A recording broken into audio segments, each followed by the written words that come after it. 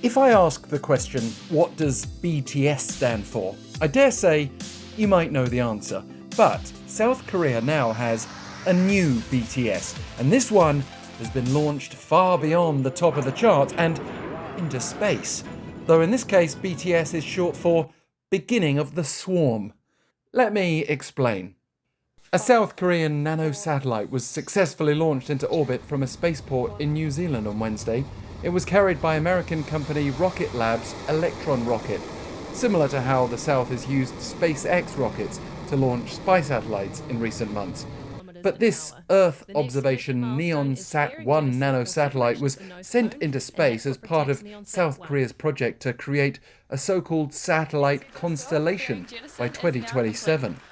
NeonSat stands for the New Space Earth Observation Satellite Constellation for National Safety. The NeonSat-1 is the first among 11 nanosatellites that will form this constellation to monitor and take images of the Korean Peninsula and surrounding regions. It weighs less than 100 kilograms and features image resolution capturing capabilities down to 1 meter, developed for mass production by a group of local satellite-related organizations. 5 more will be launched via Korean rockets next year and another 5 in 2027. Their small size means that they'll be able to capture more images of the peninsula per day than larger satellites.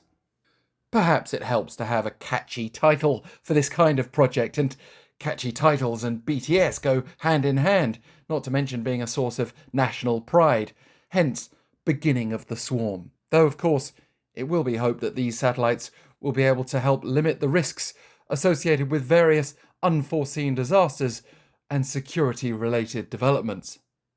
Meanwhile, as South Korea also presses ahead with plans to launch more military spy satellites via SpaceX rockets, North Korea is at risk of being left behind in the North-South space race.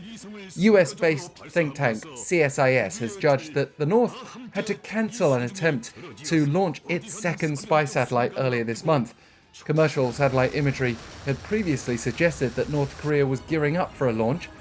South Korea's own second spy satellite was recently placed into orbit. Around the same day as South Korea's latest spy satellite launch from Florida, it appears there was activity around a North Korean VIP satellite observatory, along with other facilities.